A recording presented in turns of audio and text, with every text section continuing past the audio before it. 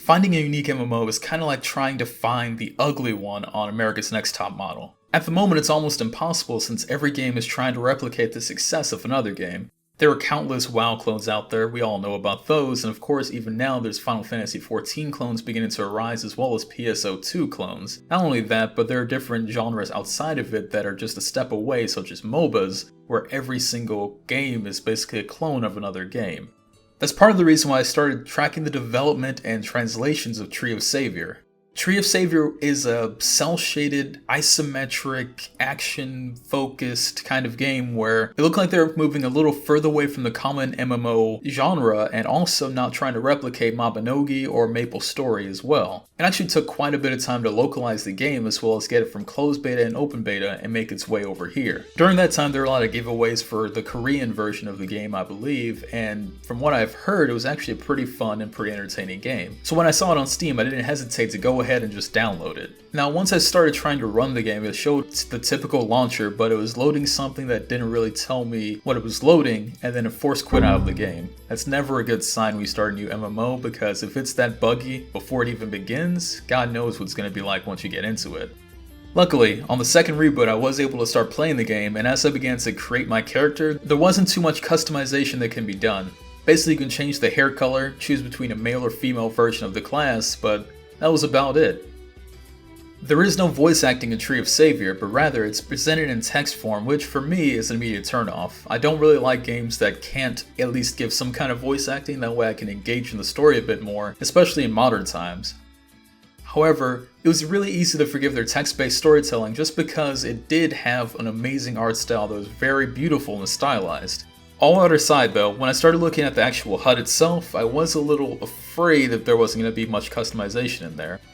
Sadly, this was proven true pretty quickly as there was an FPS counter stuck right in the middle of the whole screen, taking away from any immersion I could have had.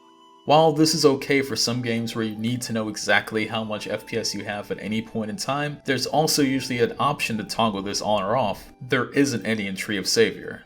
What I was surprised by though was almost immediately I could use controller. By going to the menu selecting the controller HUD, I was able to switch it over to controller and everything lined up correctly. When I actually got to start playing the game, and I mean really playing the game, the controls are actually pretty intuitive. You just tap X to attack, and since I was a wizard, you actually shoot a little fireball that does pretty good damage. After a while you get some experience points of course, and you level up both your character and your class, which each one unlocks different things. As you level up your character, you gain more skill points which you can use towards anything you want. There's no limit on what you can upgrade, but you only get one skill point per level, at least at early levels.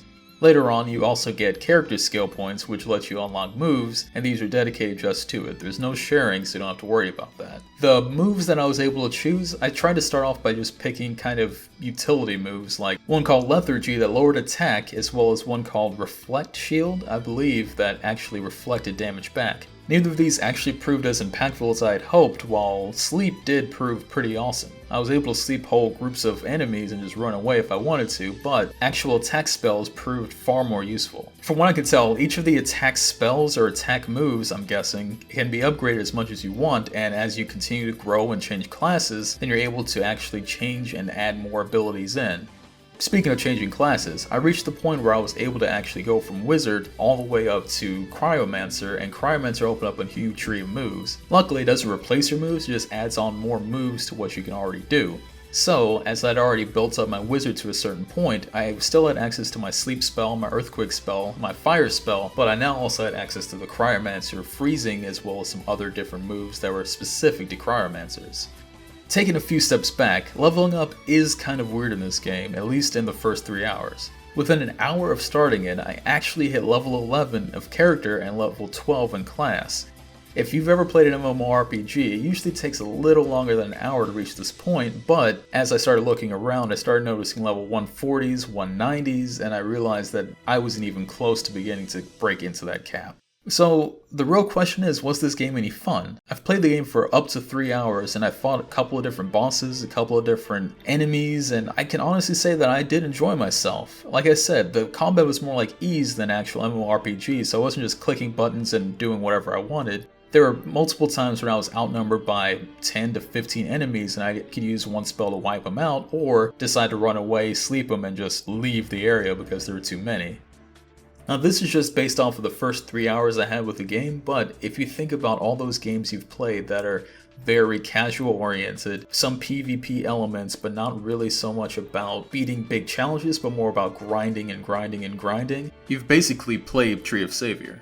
However, if you're looking for a very big, group-focused MMORPG, this is not going to satisfy that itch. In fact, it didn't satisfy my itch after going back to Final Fantasy XIV. There's not enough community, and I guess there's not enough feeling of actual challenge to make me want to keep playing the game. Even after 3 hours, I don't feel like I'm good at Tree of Savior, and that's not because there's a high skill cap, but because the skill cap is so minuscule from what I can tell that there's not really much reason to get good at the game. It's entertaining, it's not a game that I would recommend for any hardcore players. Well, that's it for my first impressions. I'll see you guys next time.